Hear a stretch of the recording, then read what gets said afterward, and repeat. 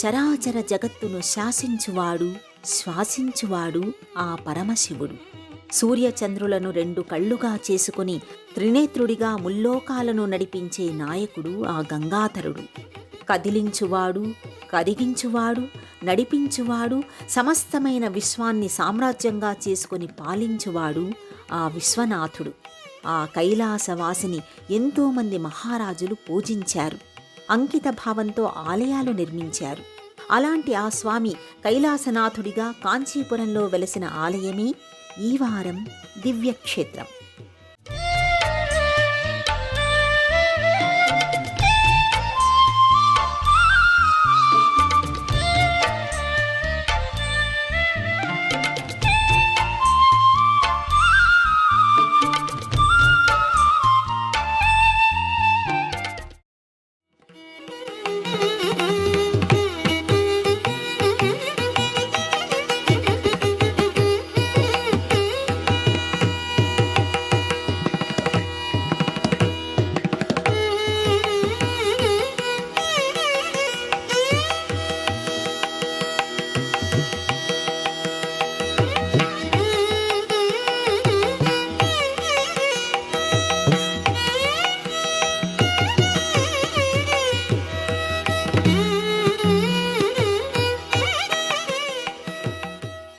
కాంచీపురం అనగానే కామాక్షి అమ్మవారు గుర్తుకొస్తుంది. కాంచీపురం అనే పేరు చెవిన పడగానే ఏకాంబరేశ్వరుడు కనుల ముందు కదలాడతాడు. సాధారణంగా నగరాలలో ఆలయాలను నిర్మిస్తూ ఉంటారు. కానీ ఆలయాలతోనే నగర నిర్మాణం జరిగిందేమో అనిపించే ప్రదేశమే కాంచీపురం. విష్ణు కంచిగా, శివ కంచిగా భక్తులు పిలుచుకునే ఈ నగరానికి కాంచీపురం, కాంచీవరం అనే పేర్లు కూడా ఉన్నాయి. తమిళనాడులోని కాంచీపురం జిల్లా కేంద్రం. ఇక్కడ అడుగుకో ఆలయం పలకరిస్తుంది, ఆధ్యాత్మికతను చిలకరిస్తుంది. పాలార్ నది ఒడ్డున ప్రభవించిన ఈ నగరం సప్తమోక్షపురాలలో ఒకటి. విష్ణుమూర్తికి సంబంధించిన 108 దివ్య దేశాలలో ఒకటి. సదాశివుడికి సంబంధించిన పంచభూత లింగాలలో ఒకటి. ఇన్ని విశేషాలు కలిగిన కాంచీపురంలో అడుగు పెడితే అనంతమైన పుణ్యరాశి అక్కున చేరకుండా ఉండదు. కాంచీపురంలో ఒకప్పుడు 1000కి పైగా ప్రాచీనమైన ఆలయాలు ఉండేవని చరిత్ర చెబుతోంది. మతపరమైన దాడుల కారణంగా, ప్రకృతి వైపరీత్యాల వలన కాలక్రమంలో అనేక ఆలయాలు శిథిలమయ్యాయి. ప్రస్తుతం 100కి పైగా ప్రాచీనమైన ఆలయాలు ఇక్కడ అలరారుతున్నాయి. అలాంటి ఆలయాల జాబితాలో కామాక్షి అమ్మవారి ఆలయం, ఏకాంబరేశ్వర ఆలయం, వరదరాజ పెరుమాళ్ ఆలయం, అష్టభుజ పెరుమాళ్, వైకుంఠ పెరుమాళ్, పాండవదూత పెరుమాళ్ ఆలయం, ఇలా అనేక ఆలయాలు కనిపిస్తాయి. 108 దివ్య దేశాలలో ముందు వరుసలో కనిపించే ఆలయాలలో వరదరాజస్వామి ఆలయం ఒకటి. కొన్ని ఎకరాల ప్రదేశంలో పల్లవరాజు 2వ నరసింహవర్మన్ నిర్మించిన ఆలయం ఇది. ఆ తర్వాత కాలంలో చోళులు, విజయనగర రాజులు అభివృద్ధి చేస్తూ వెళ్లారు. ఎత్తైన గోపురాలు, పొడవైన ప్రాకారాలు, ప్రాకార మంటపాలు కలిగిన ఈ ఆలయం భారతీయ ఆధ్యాత్మిక వైభవానికి నిలువెత్తు నిదర్శనంగా నిలుస్తుంది. ఏకాంబరేశ్వర ఆలయం విషయానికి వస్తే పార్వతీ పరమేశ్వరులతో ప్రత్యక్ష సంబంధాన్ని కలిగిన ప్రదేశం ఇది. పార్వతీదేవి ఇక్కడి కంపా నది తీరంలో మామిడి చెట్టు క్రింద సైకత లింగాన్ని ప్రతిష్ఠించి పూజించడం వలన ఇక్కడి స్వామివారికి ఈ పేరు వచ్చింది. 25 ఎకరాల ప్రదేశంలో నిర్మితమైన ఈ ఆలయం 4 వైపులా 4 భారీ గోపురాలతో విలసిల్లుతూ ఉంటుంది. పల్లవులు నిర్మించిన ఈ ఆలయంలో రాయలవారు కట్టించిన 1000 కాళ్ల మంటపం ఒక అద్భుతమనే చెప్పాలి. ఇక కాంచీపురంలోని ప్రధానమైన ఆలయాలలో శక్తిక్షేత్రమైన కామాక్షి అమ్మవారి ఆలయం ఒకటి. కామాక్షి అంటే లక్ష్మి, సరస్వతులను 2 కనులుగా కలిగినదనే అర్థం ఉంది. తమిళనాడులో అమ్మవారి ఆరాధనకు సంబంధించిన 3 ప్రధానమైన ఆలయాలలో ఇది మొదటిదిగా చెబుతారు. కంచిలో ఏ శివాలయంలోనూ అమ్మవారి మందిరం కనిపించదు. ఇక్కడి అన్ని శివాలయాలకు సంబంధించి ఉన్న ఏకైక అమ్మవారు కామాక్షియే. సప్తమోక్షపురాలలో ఒకటైన కాంచీపురంలో పురాతనమైన ఆలయాలలో మొదటిదిగా శ్రీ కైలాసనాథ ఆలయం కనిపిస్తుంది. పురాణాల ప్రకారం కైలాసం శివుడి నివాసం. మంచు కొండల్లో మహాదేవుడు కొలువై ఉంటాడు. అక్కడి నుంచే ఆయన సమస్త జీవులకు ఆధారభూతుడై చైతన్యాన్ని కలిగిస్తూ ఉంటాడు. తన పాదాలను ఆశ్రయించిన వారిని అనుగ్రహిస్తూ ఉంటాడు. కైలాసనాథుడిగా అనేక ప్రదేశాలలో పూజాభిషేకాలు అందుకుంటూ ఉంటాడు. అలాంటి ఆలయాలలో ఒకటి మనకు కాంచీపురంలో కనువిందు చేస్తూ ఉంటుంది.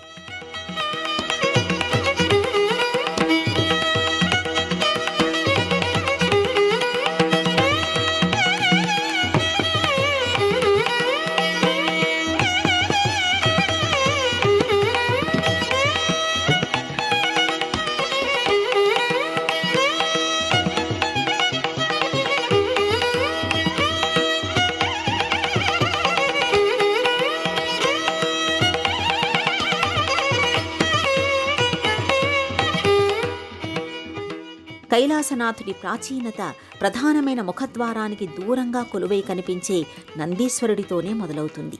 అప్పట్లో ఇక్కడి నందికి కూడా ప్రత్యేకమైన మంటపాన్ని ఏర్పాటు చేశారు. అయితే పైకప్పు శిథిలమై కాలగర్భంలో కలిసిపోగా మంటప స్తంభాలుగా అమర్చిన సింహం శిల్పాలు మాత్రమే కనిపిస్తూ ఉంటాయి. ఈ నందీశ్వరుడి దగ్గర అనుమతి తీసుకుని ఆదిదేవుడి ఆవాసం దిశగా మనం అడుగులు వేయవలసి ఉంటుంది.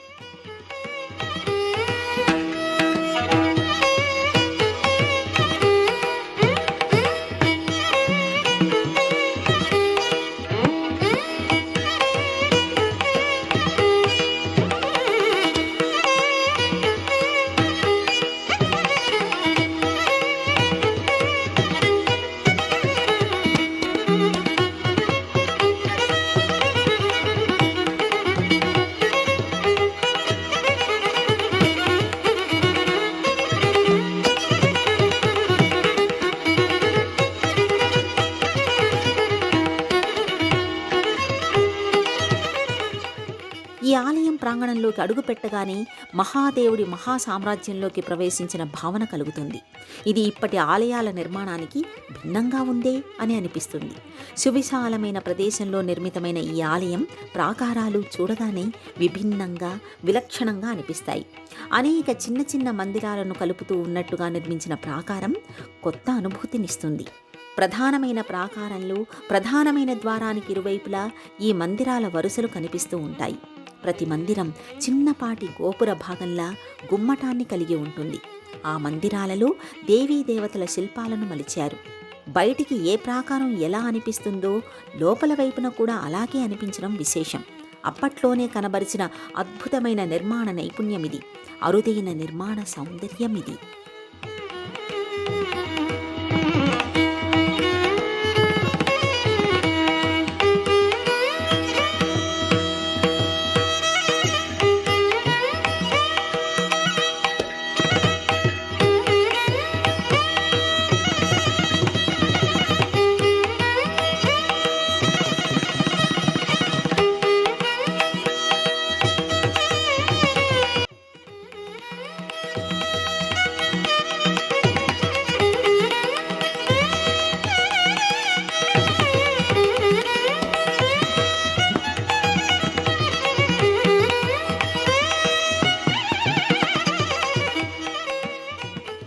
ప్రధానమైన ప్రాకారం దాటుకుని లోపలికి వెళితే అప్పటి వరకు మనకు పరిచయం లేని అపూర్వమైన లోకంలోకి అడుగుపెట్టిన భావన కలుగుతుంది.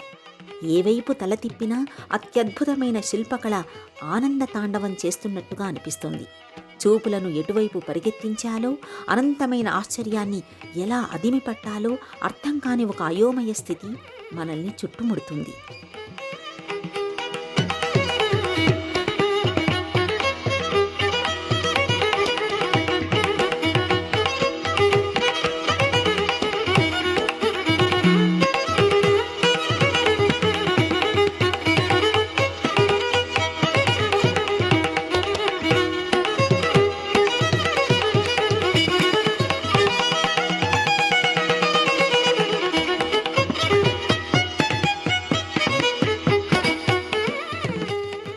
కైలాసనాథుడి ప్రధానమైన ఆలయం చుట్టూ విశాలమైన ప్రదక్షిణ మార్గం ఉంటుంది. ఒకవైపున శిల్పకళతో కూడిన ప్రధానమైన ఆలయ గోడలు, మరోవైపున ప్రాకార మందిరాలను చూస్తూ కదలడమే కష్టమవుతుంది. అయితే ఇక్కడే ఇరుకైన రాతి మార్గం ఒకటి ఉంది. అందులో నుంచి పాకుతూ వెళ్ళి బయటకు రావాల్సి ఉంటుంది. ఈ ఇరుకైన ద్వారం గుండా వెళ్ళి వచ్చిన వారికి పాపాల ప్రక్షాళన జరిగి పునర్జన్మను పొందడం వంటిదని చెబుతూ ఉంటారు.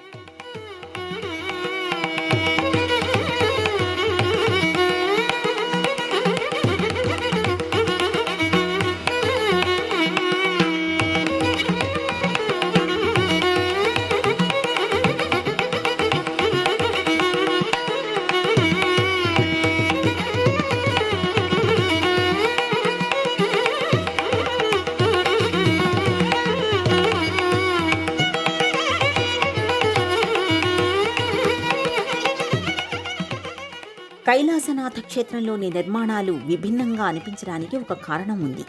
కాంచీపురంలో రాతితో నిర్మించిన మొట్టమొదటి ఆలయం ఇదే. అప్పటి వరకు కలపతో కూడిన మందిరాలు, గుహలను ఆలయాలుగా మలచడం మాత్రమే జరుగుతూ వచ్చింది. దక్షిణ పథంలో పూర్తిగా రాయితో ఒక ఆలయాన్ని నిర్మించడం ఇక్కడి నుంచే మొదలైందని అంటారు. ఆ తరువాత కాలంలో జరిగిన అనేక రాతి నిర్మాణాలకు ఇది స్ఫూర్తిగా నిలిచిందని చెబుతారు. ఇక్కడి ప్రధానమైన ఆలయం ఒక ఎత్తు, చుట్టూ ఉండే ప్రాకారాలు మరో ఎత్తు, మండపాలు ఒక ఎత్తు, విమాన గోపురం ఒక ఎత్తు. దేనికదే ప్రత్యేకం, దేనికదే విశేషం, దేనికదే ఓ అద్భుతం. ఇది స్వామివారి నివాసమే అయినా అయ్యవారి వాహనమైన నందుల కంటే అమ్మవారి వాహనమైన సింహం శిల్పాలు ఎక్కువగా కనిపిస్తాయి. దాదాపు ఇక్కడ సింహం శిల్పం లేని స్తంభం కనిపించదు. ప్రతి సింహం ముందు కాళ్లను పూర్తిగా పైకెత్తి వెనక కాళ్లపై నిలబడినట్టుగా ఉండడం విశేషం.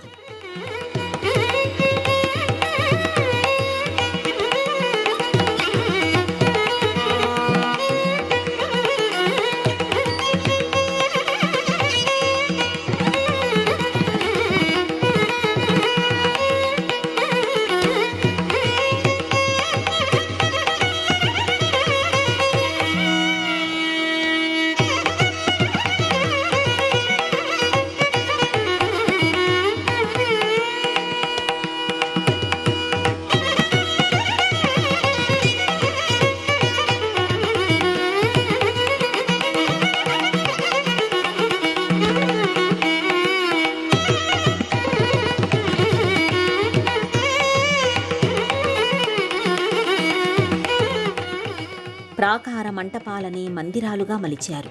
ఆ మందిరాల స్తంభాలుగా సింహాలు, మధ్య మధ్యలో చిత్రమైన ఆకృతిని కలిగిన యాలిస్ కనిపిస్తూ ఉంటాయి. ఈ చిన్న చిన్న మందిరాలలో దేవతామూర్తుల శిల్పాలను, శిల్ప చిత్రాలను ఆవిష్కరించారు. ప్రతి మందిరానికి ఇరువైపులా సింహాలు, ఆ మందిరాలకు ఎదురుగా నంది విగ్రహాలు, ఆలయ గోడలపై ఏనుగుల శిల్పాలు కనిపిస్తూ ఉంటాయి. ఇది పల్లవులు చేసిన మొదటి రాతి ఆలయ నిర్మాణం.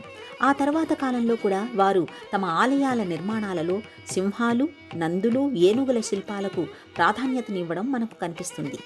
ఈ ఆలయాన్ని పాదభాగం నుంచి పైకప్పు వరకు పరిశీలనగా చూస్తే అద్భుతం అనే మాట కూడా సరిపోదేమో అని అనిపిస్తుంది. ఎవరు ఎన్ని రకాలుగా వర్ణించినా తూకం చాలదనే అభిప్రాయం కలుగుతుంది. అంగుళం అటూ ఇటూ కాని అమరిక, వందల ఏళ్లుగా చెక్కు చెదరని శిల్పకళా నైపుణ్యం కట్టిపడేస్తాయి. విమాన గోపురం కైలాస శిఖర భాగానికి నమూనాగా కనిపిస్తూ శిల్పధారలను కనుల వాకిళ్లలో గుమ్మరిస్తున్న భావన కలుగుతుంది.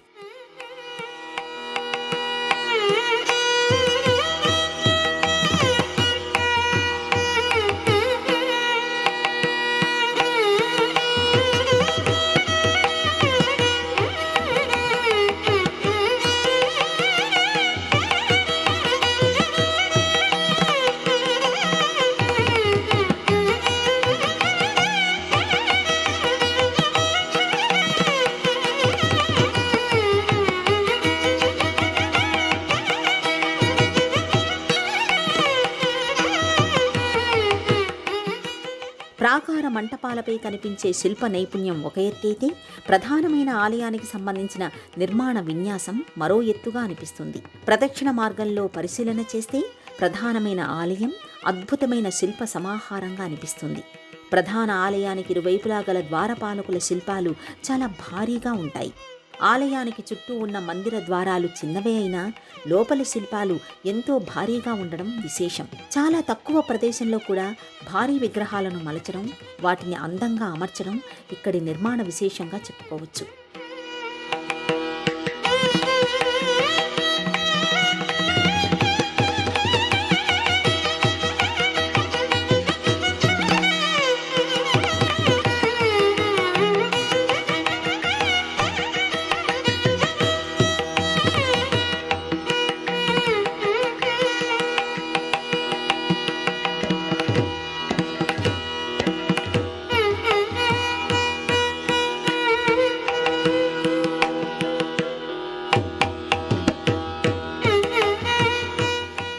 శిల్ప చిత్రాలలోనూ శివలీలా విశేషాలకు సంబంధించిన దృశ్యాలు ఎక్కువగా కనిపిస్తాయి.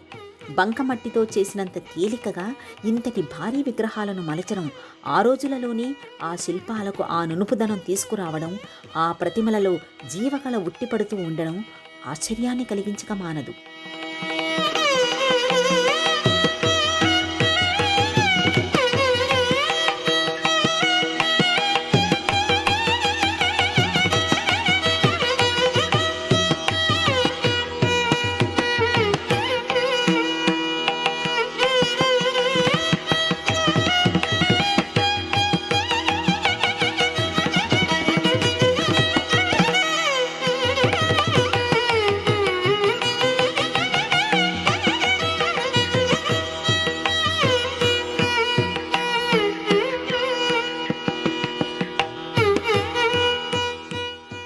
కాంచీపురాన్ని చారిత్రకంగా పరిశీలన చేస్తే పల్లవుల శౌర్య పరాక్రమాలతో పాటు ఆధ్యాత్మిక జీవన ప్రయాణం కూడా మనకు అర్థమవుతుంది. 7-8 శతాబ్దాల మధ్యకాలంలో 2వ నరసింహవర్మన్ ఈ ఆలయాన్ని నిర్మించాడు. 58 మందిరాలతో చుట్టబడినదిగా ఈ ఆలయం కనిపిస్తుంది. శివ సంబంధమైన, శక్తి సంబంధమైన శిల్ప చిత్రాలతో పాటు వైష్ణవ సంబంధమైన శిల్పాలు కూడా ఆవిష్కరించడం మరో విశేషం. దక్షిణ భారతంలో పూర్తి స్థాయిలో ఇసుకరాయిని ఉపయోగిస్తూ పల్లవులు నిర్మించిన మొదటి ఆలయం ఇది. ఆధ్యాత్మికపరమైన అంకిత భావంతో పాటు తమ రక్షణను దృష్టిలో పెట్టుకొని కూడా ఆలయాలను నిర్మించడం అనేది పల్లవుల నుంచే మొదలైందని అంటారు. ఆ తర్వాత కాలంలో చోళులు నిర్మించిన ఆలయాలకు ఇదే మూలమని చెబుతారు.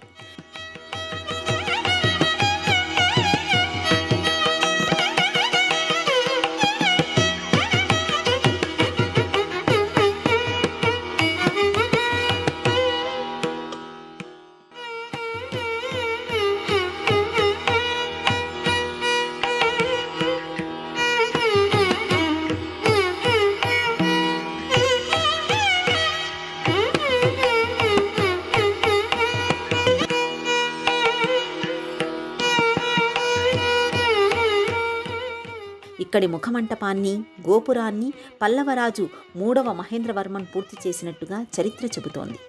సాధారణంగా ప్రాచీనమైన శివాలయాలలో గర్భాలయంలోని శివలింగం చాలా పెద్దదిగా కనిపిస్తూ ఉంటుంది. ఇక్కడి గర్భాలయంలోని శివలింగ పరిమాణం చాలా పెద్దది. చుట్టూ 16 పలకలతో నల్ల గ్రానైట్ రాయితో మలిచిన శివలింగం ఇది. ఎత్తైన పానవట్టంపై అమర్చబడిన ఈ శివలింగం దివ్యమైన తేజస్సును వెదజల్లుతూ ఉంటుంది.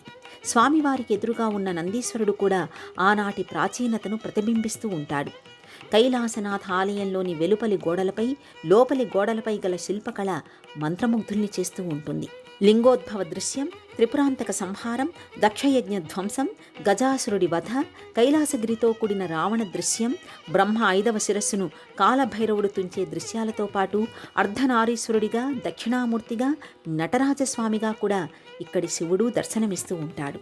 శివతాండవంలోని వివిధ రకాలను కూడా ఇక్కడ తీర్చిదిద్దారు.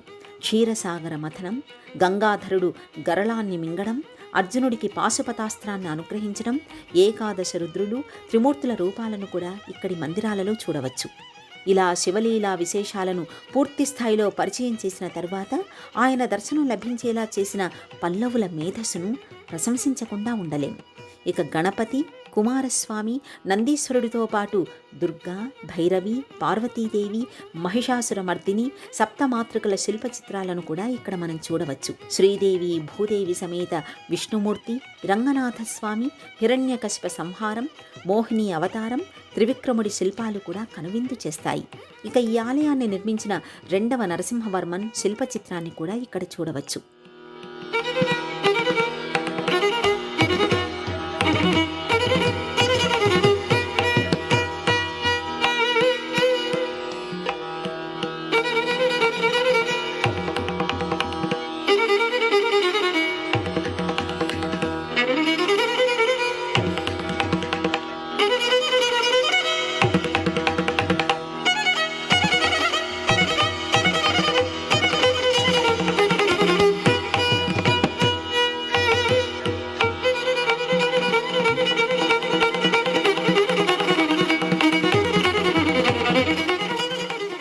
శ్రీ కైలాసనాథ ఆలయానికి ఒక ప్రత్యేకత ఉంది. కాంచీపురంలో అనేక శివాలయాలు ఉన్నాయి. మహాశివరాత్రి రోజున ఈ ఆలయాలన్నీ భక్తులతో సందడిగా కనిపిస్తూ ఉంటాయి. అయితే మిగతా శివాలయాలలో కంటే ఇక్కడ భక్తుల తాకిడి ఎక్కువగా ఉంటుంది. ఇక్కడి అన్ని ఆలయాలలో కంటే ఇదే మొదటిగా నిర్మించడం వలన, ఇక్కడి మహాదేవుడే మొదటివాడు కావటం వలన ఈ ఆలయాన్ని దర్శించే భక్తుల సంఖ్య ఎక్కువగా ఉంటుంది. ఈ ఆలయాన్ని ఉదయం 6 గంటలకు తెరుస్తారు. మధ్యాహ్నం 12 గంటల వరకు భక్తులను, పర్యాటకులను అనుమతిస్తారు. ఆ తరువాత మూసేసిన తలుపులను సాయంత్రం 4 గంటలకు తెరుస్తారు. అప్పటి నుంచి రాత్రి 7 గంటల వరకు ఆలయ సందర్శనకు, దైవ దర్శనానికి అనుమతి ఉంటుంది.